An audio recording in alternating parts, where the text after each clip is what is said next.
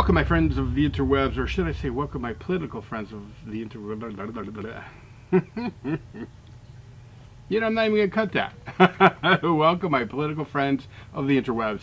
Last week I did a podcast type of thing. I called it pre-podcast, and it really was designed just to kind of dip my toes back into the water, kind of get used to being back in front of the camera, and doing some kind of political vlog. Podcast, if you will. The ultimate goal is to create podcasts, and the ultimate goal is also to have video podcasts and audio podcasts on the website and also in iTunes and whatnot. The website, yeah. I just if you missed last week's episode, it talked a little bit about the website that I'm creating with the amazing John Claffel, who is an extraordinary web designer. I don't know if he wanted me to auto, but I guess I just did. He's really good. If you want any websites done, definitely contact John. You can get him through me. Anyway, so the website, Red, White, and True. It's a little bit of a roller coaster, but we're getting there. I think another week. I almost hate putting dates on it, but that's fine because I need to kind of get my chops back. I need to kind of ease into this whole political scene, because that's what this whole website is going to be about. That's what my podcasts are going to be about. That's what the videos on this channel is going to be about, and probably another channel is going to be about politics, and conservative politics at that. So I talked a little bit, by the way, real quick, I called my last video pre-podcast number 1, I think, or something like that. Some of you thought that was not a catchy enough or clickbaity enough title, and you were absolutely right. I may title this a little bit different, but in the total honesty of it all, these initial videos really aren't polished enough to do or represent. Got a little gassy there. Represent what I'm trying to accomplish. So it's really more for just look. If you're watching this, chances are you've been a supporter of mine for a long time. And really, these are for you guys. And I do love the positive feedback, and I love the feedback in general. So please keep that coming. Hopefully, in the next week or so, I'll get my chops back. I mean, there's a lot of things going on right now behind the scenes. Hopefully, it'll all work out. I'm going to try. We're going to see what happens. I like it to be a really kind of a fairly professional show, except for I've always liked real. I've never really polished most of the stuff. I mean, if you think about it, I think on all my channels together, I've got over, it's tens of millions of views. And I've never really ever put a lot of polish to any of it. The production levels have always been kind of crappy for everything I did, whether it was girls in bikinis shooting guns or whether it was me talking politics or whatever. The production levels have been crazy. I would like it to be a little bit better, but I don't want to look like I'm being produced by Fox News or something like that. Anyway, I did want to touch back on it, something I talked about last week, which was the censorship that's going on via demonetizing conservative bloggers and vloggers, and thought really in general, demonetizing conservative opposition to the left. And it's funny because everybody said, well, you've got the presidency, you've got the White House, you've got the both houses, and blah blah blah blah blah, and for the most part you've got the Supreme Court. What do you mean opposition to the left? Well, let me tell you something. The truth of the matter is that the left is much more successful than people want to believe, especially when it comes to stifling opposing views. They're very good. They have a major part of the media on their side. Literally. Fox News, One American News, the various talk radio outlets, and of course the internet, which is well, let me finish my thought here. Overwhelmingly, the left controls the media. Overwhelmingly. And they overwhelmingly control the narrative. By the way, and that's why I love, and I know this, a lot of people will not agree with what I'm about to say, I love the president's tweeting. I do, even the crazy ones. I love it because they can't control that. And he has the ability to set the dialogue in whatever direction that he wants. I think it's pretty amazing. Yeah, sometimes I shake my head, but I think history will tell that he actually used that Twitter account of his pretty amazingly. He really is the master sculptor, if you will. But I mean, the situation that we're in right now is, we conservatives really had been hitting it out of the park with YouTube and with Twitter, with Facebook. I mean, literally hitting it out of the park. And the left really kind of freaked out about that because, I think like Mark Dice said it. Mark Dice, if you don't know him, he's an amazing conservative vlogger. He said that his usual numbers and regarding views on his videos outpaced anything that CNN did, anything that MSNBC did, anything that ABC. NBC. I think the only network that actually beat him, I want to say, was Fox, which is an ally. So the left was kind of really concerned about that. They weren't able to compete in the arena of ideas. They weren't able to manipulate the people like they could with their networks. And I think they were really kind of scared. A lot of people are getting their news, a lot of people are getting their information today from the internet. And regardless of what you think of Alex Jones, the mere fact that CNN has actively been working to quiet him is troubling, to say the least. So the thing of it is that they did figure out a way that would work, and that is to demonetize everybody that's concerned. Just demonetize them.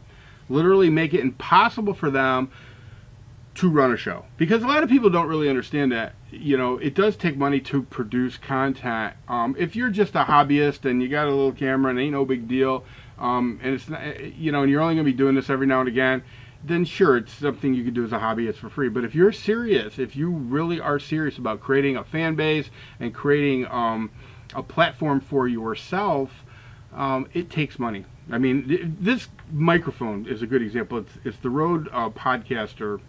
I don't remember if it's called Podcaster Pro or whatever, but it's a Rode mic. And I want to say I paid like almost $300 or maybe $350 for this mic. It was expensive. I mean, don't get me wrong. In the world of mics, it was not expensive. Oh, and that little rig there, yeah, that wasn't cheap either. Things cost money. And the only way that makes sense is if you have a revenue stream coming in. Now, when I bought this stuff, you could actually make some money on YouTube, and that's what I was doing. I was making money on YouTube, so I could justify the expense. But today, it's hard to do that. I think all of my YouTube channels together, and I have a lot of YouTube channels, and some of them have lots and lots of views. Last month, I mean, don't hold me to this, but I want to say made maybe $40, maybe $50. Yeah. All those videos that I've made over all those years, yeah, I mean, they've sucked the money out of it, literally, for everybody that aren't their chosen ones. Well, what's happening today is, if you are an up and coming conservative vlogger and you're building a platform, they automatically deem you to be a purveyor of hate speech peddler or whatever. Will reminds me, this channel, the Colonel Richard Hart channel, when I first started it, it was solely for politics. And I will never forget this. I had made a lot of videos, tons and tons and tons of videos on my original Mad Bad Voodoo channel, and then at that time on my Crystal Blade channel. I mean, tons of videos, and I'd never, ever, ever, ever gotten any kind of community strikes, ever. I mean, even videos where I had, girls in bikinis, in the prone position with an AR-15 shooting guns, never got a community strike. Well, I started my political channel, which is this channel, and then I remember I did a video too. It was two videos because back then, I don't know what it's like now, but back then, if you started a new channel, you could only do 10-minute long videos until you met some metric. I don't know, 1,000 subscribers or whatever it was. I don't remember now, but I could only do 10-minute long videos, and I wanted to speak on illegal immigration and why it was important for us to secure our borders and actually have control of who comes and who goes. I mean, the videos I did was the two-parter. It was a 20-some minute long video. I sliced it in half, and or it must have been under 20 minutes because it was at least 10 minutes each. Anyway, it's two videos. Now remember, you get 3 strikes and you're out on YouTube. That's it. 3 strikes, whatever community guideline strikes your history, boom, they just shut you down. There's really, it's ridiculous is what it is, because there's really no real appeal. They say there is. They give you kind of this little kangaroo court type of thing, but you're done once they. Very rarely do you ever get some. The only way I've ever seen people get their channels back is if there was massive outrage. Just massive outrage. And even sometimes that doesn't happen. Like James Yeager rings a bell. James Yeager, they yanked us, and there were lots of Yeager fans that were pissed. Didn't make a difference in the end. It just didn't. But I remember I made these 2 videos on illegal immigration, and neither one of them were hate speech. Some of you, people like Tony Morano, you remember those. They weren't hateful. There was nothing hateful about them. It was just a very matter-of-factly videos about how we have to control our borders, how it's important, and I went through the whole checklist, and never once did I name call Hispanic people or people from Mexico. There was never anything really hateful, but apparently in the minds of the powers at YouTube, talking about sealing your borders was a hate crime. So the next thing I know, both those videos were taken down, and I got 2 strikes, 1 for each video, which left a brand new political channel with 1 strike and you're out. I mean, it was rough. And I basically had to candy ass videos and limp it. And by then, back then it was 6 months. You got to strike. That strike stayed on for 6 months. And there was all kinds of crippling effects to having a strike, when it's still like that today, except for the 6 months. I think it's much shorter now. But yeah, it was really rough. And so, that was the way that they would kind of beat down conservatives, but you could make it through that landmine or field of landmines. Today, they literally just yank your money. You can't make money on YouTube hardly not doing political videos, but you're doing political videos, forget it. You're going to make 50 cents a month, something like that. You will not make enough money making a political video on YouTube to justify charging your camcorder's batteries. You just won't. And that's fine, but I mean, the way they do it now, though, is that they're making it so hard for you to even get outside monetization. And what I mean by that is to create a Patreon. I've known a couple of very prominent conservative vloggers who have lost their ability to utilize Patreon as a way to source income. And even worse now, PayPal and Stripe. I lost my PayPal. I mean, PayPal and Stripe. Once you lose your PayPal, it's kind of like you can never have it again. I mean, there's loopholes that you can use, but I mean, and for what? So you get, because PayPal and Stripe both, they do the same thing basically. They're payment processors. They're how you get your money, and there's really only they're the two in town. They're both liberal nuts. If you go to Stripe's Twitter account, I encourage you to do that. And just kind of scroll down their wall, you will see that recently they were hooked up with the Barack Obama Foundation. Yeah, I didn't even know. I should have assumed that he had a foundation, because that's, how you live fat. You take in all kinds of money. I've always said this. It's every bit as good, or maybe even better, to control money than it is to actually own money. Yeah, because you're still using that private jet. You're still in 5-star hotels. You're still, the whole 9 yards. But it's just the foundation that's paying for it. And then you get all that free money coming in from people who are trying to buy influence or this or that. I don't know that Barack Obama will ever have any real influence, but I wouldn't be surprised. Secretary General of the United Nations, maybe? I don't know. Not as long as Trump's president, but, I think that he's young enough to where you're going to see some interesting things happening from Barack. So, anyway, so they've literally taken the ability for people to even have a processor, which leaves you with cryptocurrency, which I did attempt to kind of wade into not long ago. I actually created a wallet and funded it with $5 that I transferred from my bank and bought $5 worth of Bitcoin. But the ironic thing about that is it's so convoluted. I mean, I'm an old dog. It's so convoluted. And I'm just not entirely positive how, I'm still confused. So crypto, and I don't know at this point if cryptocurrency is the answer for us conservatives.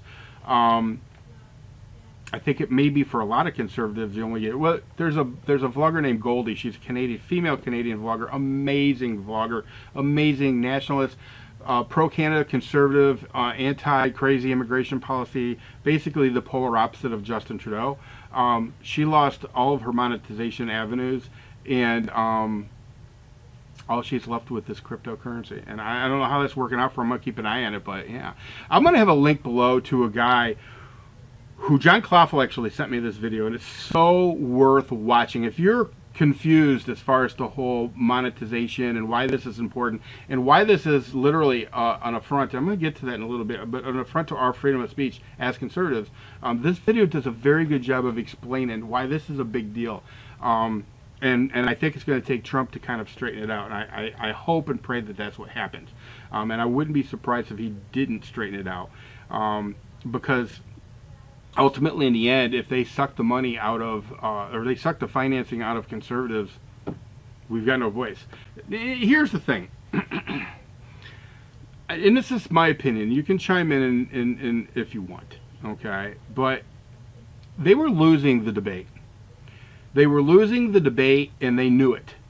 And so they were trying everything they could try to figure out on how to win the debate, but it just never was going to happen, because in the arena of ideas, communism loses every time. And that's where I use the word communism.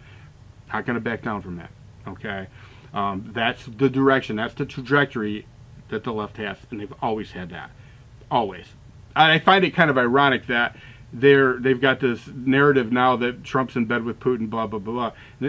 When in reality, the left has always been, not that Putin's a communist, because he's kind of not, although I think he'd love to bring back the former Soviet Union, there we go, but I just find it funny that the Democrats have always been pro, Soviet Union. I grew up during the Soviet Union. I mean, the Democrats were always pro-Soviet Union. You had Democrats that were basically sucking ass with Fidel Castro, Chavez, all of them. I mean, look, when you see somebody running around with a Chavez shirt on, it isn't a Republican. You remember Hugo? Yeah. What's the other one? Che Guevara. Che Guevara is a very popular t-shirt. And I will tell you right now, you won't see Republicans wearing the Che Guevara shirt. You just won't. The Hugo ones were at least funny. They would say, because remember when he went to the UN, he talked about how he could smell sulfur after, I think it was after Bush had spoke. There was some kind of a caption regarding that. It was tongue-in-cheek. For me, it was funny. But the truth is, the lefties loved that. They loved him. You seen Jimmy Carter down there kissing his ass. Jimmy Carter in Cuba kissing Castro and his family's ass. I mean, this is what we always dealt with. That's why I just find it ironic that today you have the people that are on the left screaming that Donald Trump is in bed with the Russians. It's just ridiculous. All right. Anyway, so they've never been able to compete with us in the arena of ideas. That's just the truth. So what they're doing now is stifling our ability to combat them on the interwebs. And I'm going to tell you that's very, very important. Listen, here's the thing. Up until a literal handful of years ago, we didn't have a voice. We had no platform. None. People like Rush Limbaugh managed to build a platform.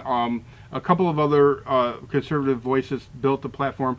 But today, you, in your basement, can build a fan base, can build a following, can build a platform where you actually have real freedom of speech.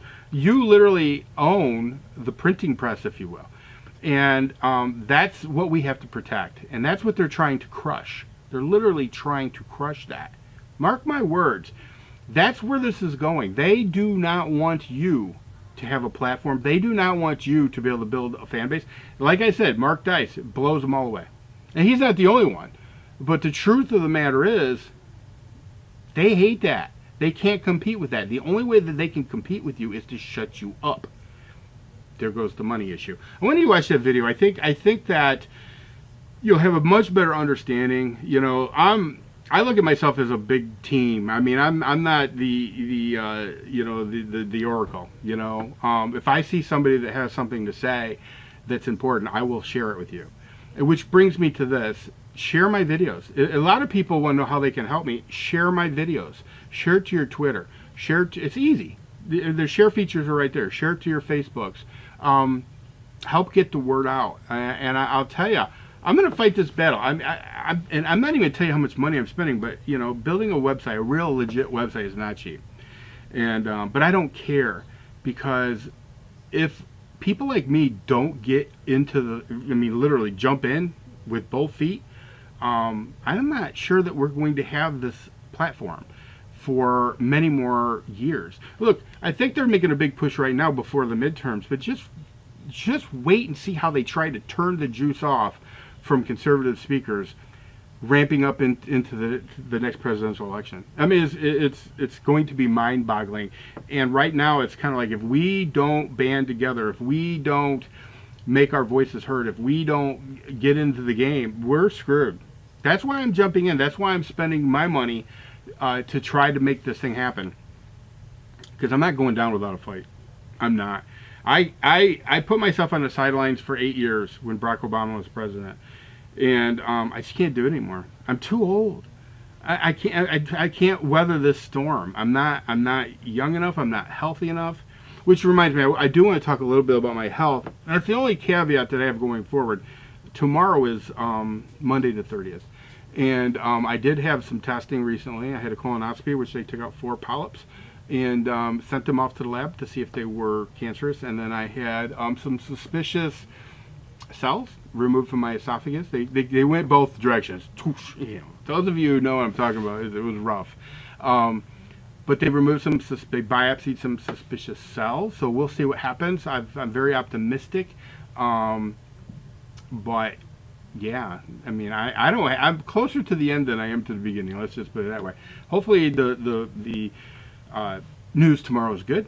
But if not, it could make things a little interesting. But I'm still fighting. I'm a fighter. I'm still going to be in this game, no doubt about it. So anyway, I'm not going to continue to ramble on, but there will be a link below. Oh, and Texas Daddy, Propaganda Buster, go check him out too. I'll have a link to his channel too. He's a pretty amazing guy. Known him for a long, long time now, and I'm sure that you will enjoy his political commentary. Of course, now, although I will say, he's a little sidetracked with this stray cat that showed up. It's a long story. He's got a new best friend. Anyway, listen, guys. If you have any advice, please, please, please, in the comment section. If you have, by the way, if you have a title suggestion, put it down, or I may change the title. I can do that. You know, and I'll give you a shout out in my next video if I use your title suggestion. But yeah, I would love to see some of you guys take this video, put it on your Facebooks and put it on your Twitters. Let me know when you do. You know, yeah. Anyway, that's all I got for you guys. Everybody take care. Peace!